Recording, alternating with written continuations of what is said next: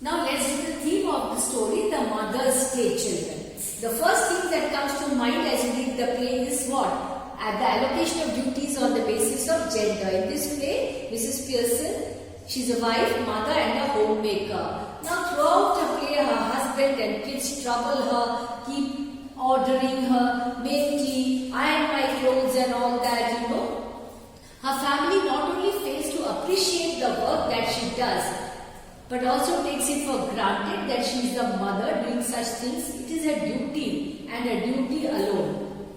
Even though it is not hard for each one to take care of such tasks individually, it is thought that such duties form the part and parcel of being a mother. So they do not appreciate their mother, the children and the husband. They do not appreciate Mrs. Pearson. And she keeps doing all the household chores, but the members of her family do not express their gratitude at all. The play discusses the need for breaking the stereotype of the ideal woman.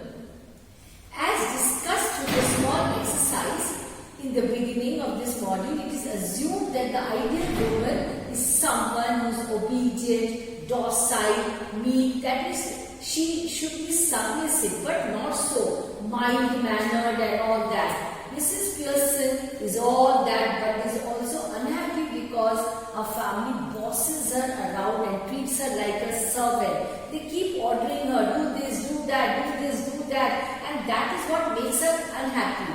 Thus, Mrs. Fitzgerald helps her to take charge of her life and her family. Mrs. Fitzgerald helps her break the stereotype and be true to her own self. Mrs. Fitzgerald is her neighbor and her friend also. Now the position of mothers in the family. One of the core themes of the play is the position of mothers in the family. Mrs. Pearson is bossed around by every single family member. Now being the mother, everything she does is taken for granted.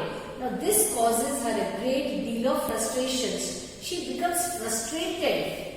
The position of mother, the play is a satire on the position of mothers in the families of the mid-20th century. Although the play is set in a London suburb, the condition of mothers remains similar universally. Yes, this is a universal problem actually speaking. You know, people take mothers for granted. The structure. The play is not divided into any acts or scenes. The entire play is written in one single act. There are only 5 characters and the play is set in the present, indicating the universality of the theme. Although the play was published in 1953, the subject matter it seeks to address is of a universal nature and remains quite true even today. Yes, it is true even today. In most of the households, the mother is taken for granted. You know, the children and the husband, they keep telling her, do this, do that, and they do not express their gratitude. And that is what makes the mother frustrated. She feels so frustrated, unhappy. Let's move on to the setting. The play is set in a suburb of London in the 1950s. The plot revolves around a nuclear family living in a small suburban semi-detached villa. So mother, husband and 2 children. All of the action takes place in the living room of the Pearson's house. So everything happens in the living room of the house. Let's have a look at the characterization. Mrs. Pearson. Everyone orders her to do things, receives no appreciation for the work she does. Everything is considered to be her duty. Takes the help of Mrs. Fitzgerald. She becomes fed up and finally she takes whose help? Help of Mrs. Fitzgerald, who is her neighbor. Mrs. Fitzgerald switches bodies with Mrs. Pearson, puts her foot down and takes no nonsense from anyone, is curt and harsh on everybody. Wants to help Mrs. Pearson.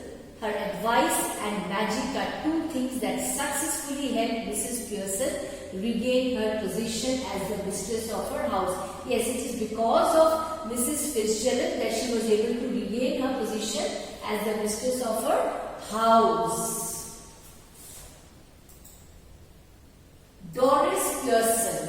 Doris is the spoiled daughter of Mrs. Pearson in her early 20s, pretty looking, orders her mother to iron her yellow silk, is taken aback by her mother's change of behavior. She is surprised at her mother's change of behavior when the exchange of personalities take place. Continues to be rude to her mother till the latter insults Charlie's parents. Only when the mother, that is Mrs. Pearson, insults Charlie's parents, that is funny looking and all that, she starts crying, has a fragile ego. So Doris Pearson has a fragile ego. Cyril Pearson.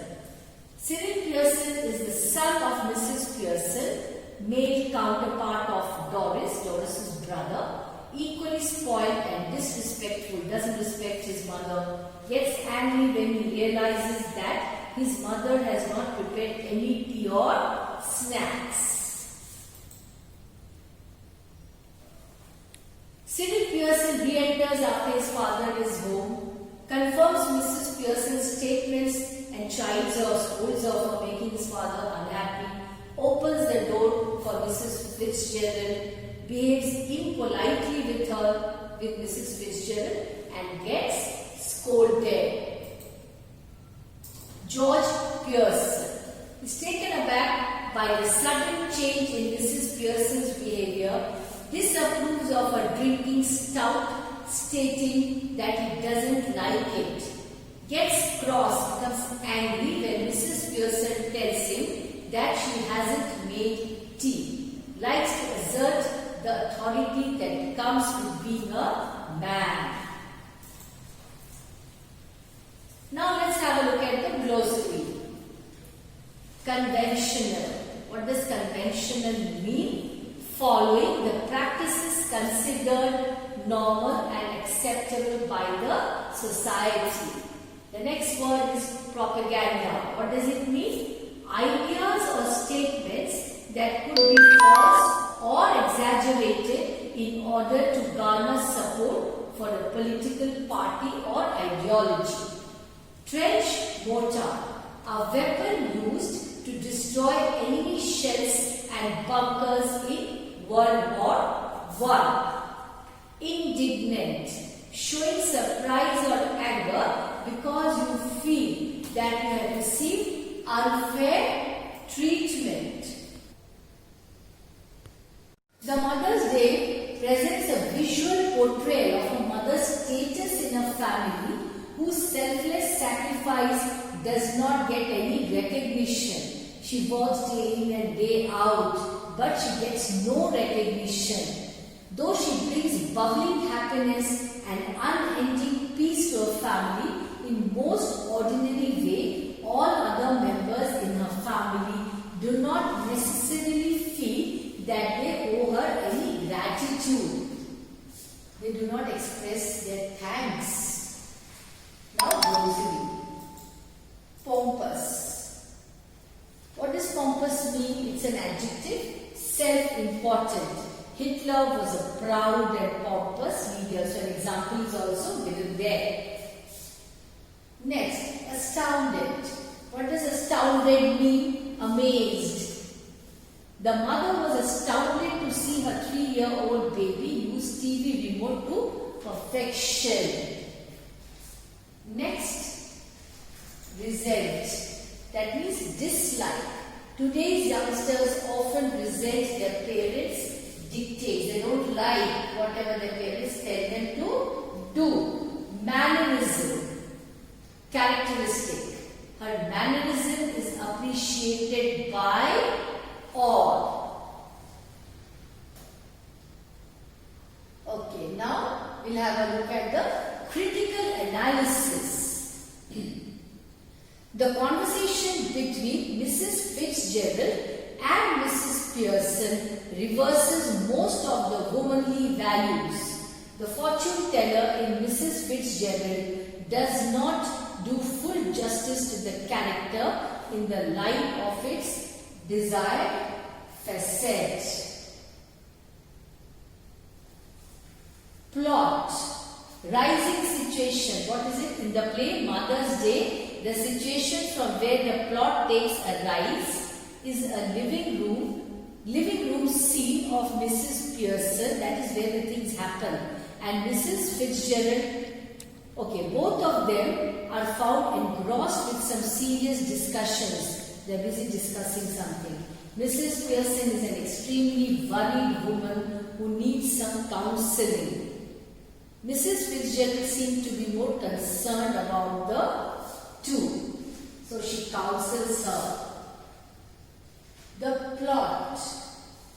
In common parlance, the term plot, what does it mean? It refers to the story of the play that ought to have a beginning, a development, which is called the middle, and an end. In other words, a situation, rising action where there are conflicts, mostly conflicts, crisis and climax are the four stages of the plot. Here also it is, we find that.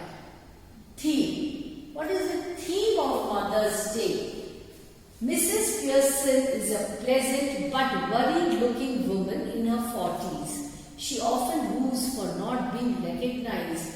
She expresses her unhappiness for not being recognized despite her ceaseless efforts to provide all-out happiness to a small little family.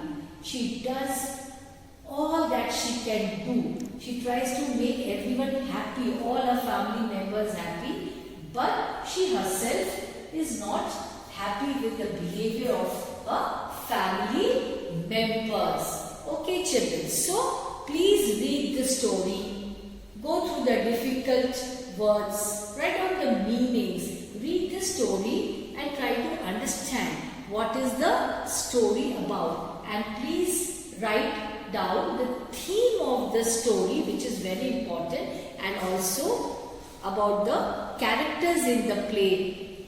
That's all for today. Thank you.